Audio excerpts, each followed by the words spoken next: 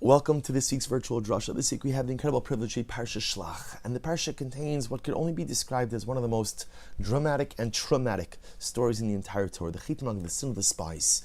What begins as a seemingly good idea to send in a group of distinguished individuals, righteous individuals, to literally spy out the land, go on a reconnaissance mission, see what's going on, so we could figure out the best way to develop our strategy, so that we could go in and conquer. Going in was never in question.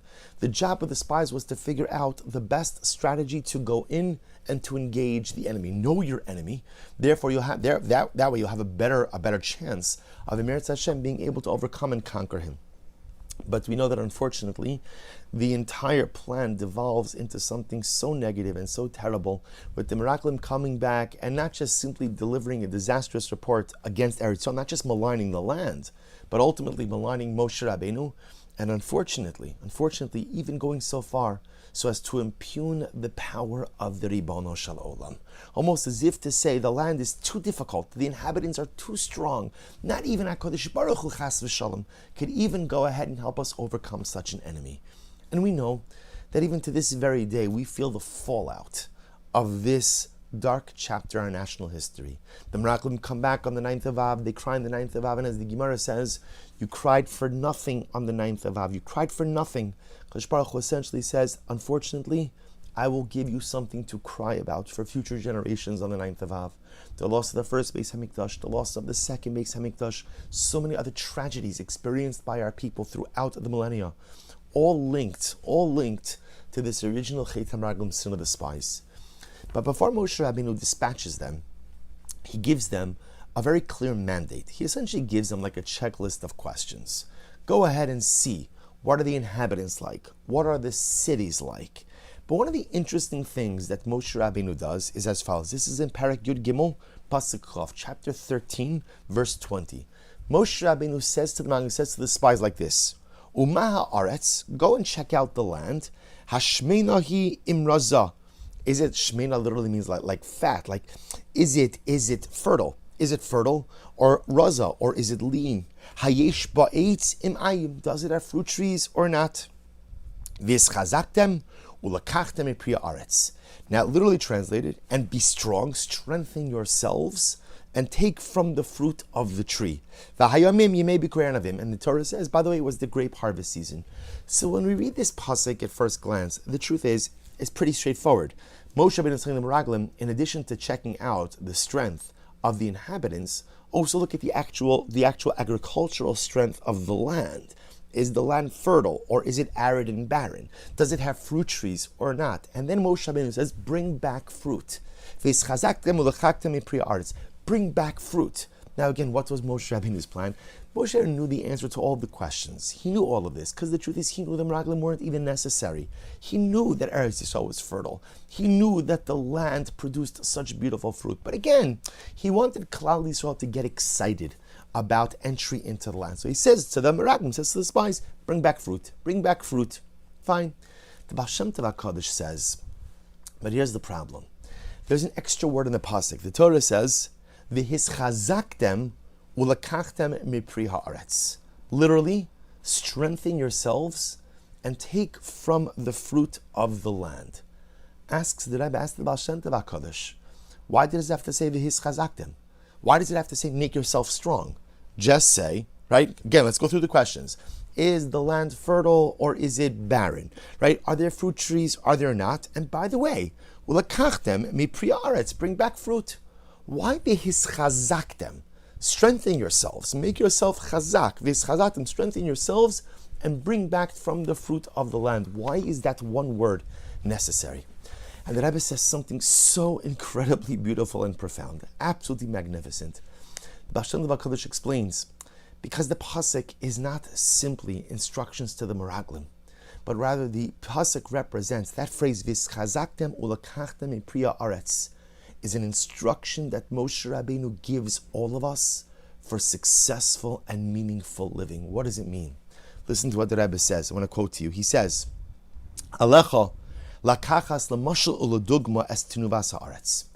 Sometimes the greatest chizuk, the greatest strength we can give ourselves is when you look at the cycle of agriculture.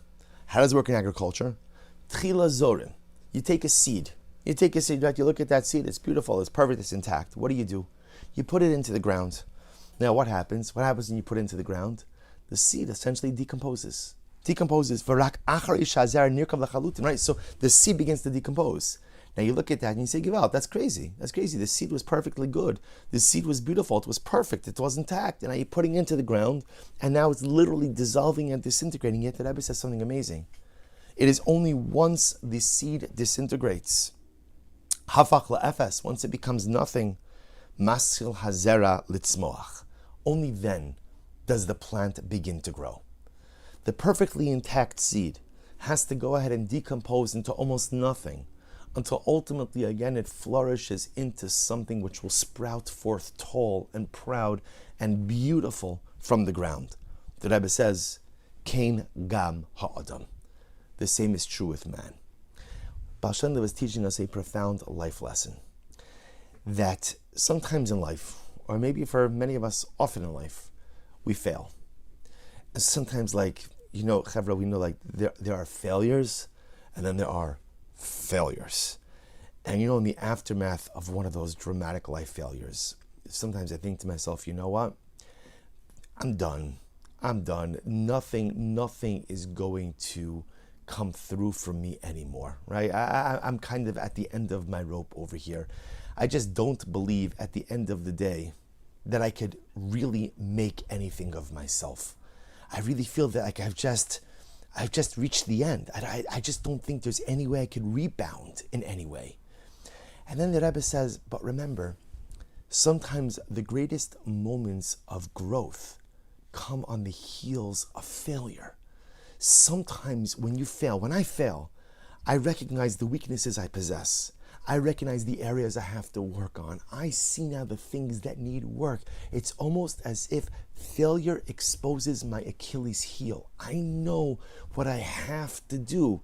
I know what I have to correct. I know what I have to fix. I know what I have to start doing, or I know what I have to stop doing. Failure opens the door to such dramatic life growth. You see, here's the mistake in life. We often think that failure is a dead end. And it's not true.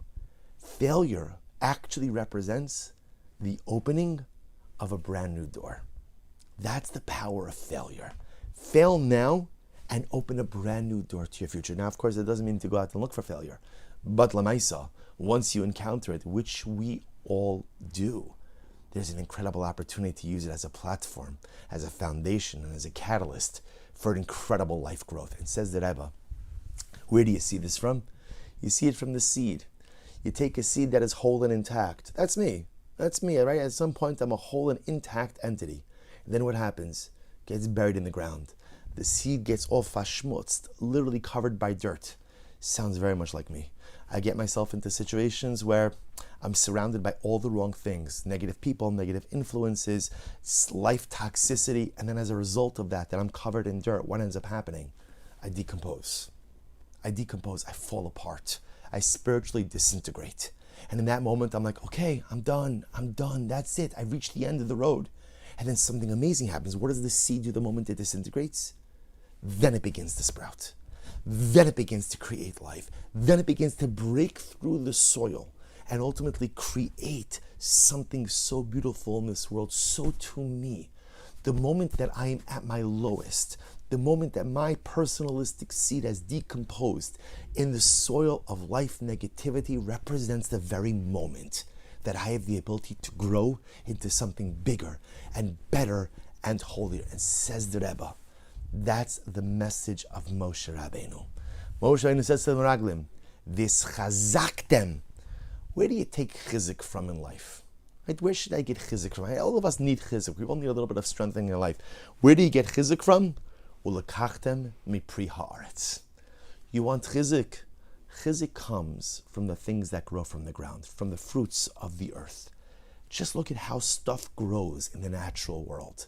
And anything that's beautiful that grows comes from a decomposed seed.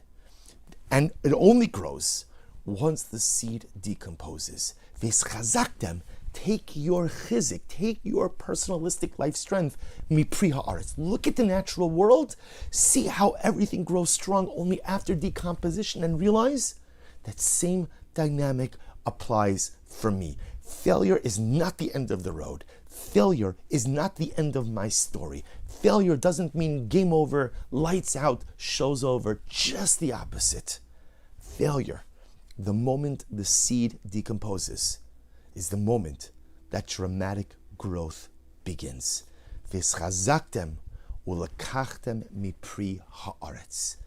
Maybe the Meraglim didn't listen to the advice of Moshe Rabbeinu, but hopefully we will, and recognize the moment that the personalistic seed decomposes is the moment that untold opportunity lies before us.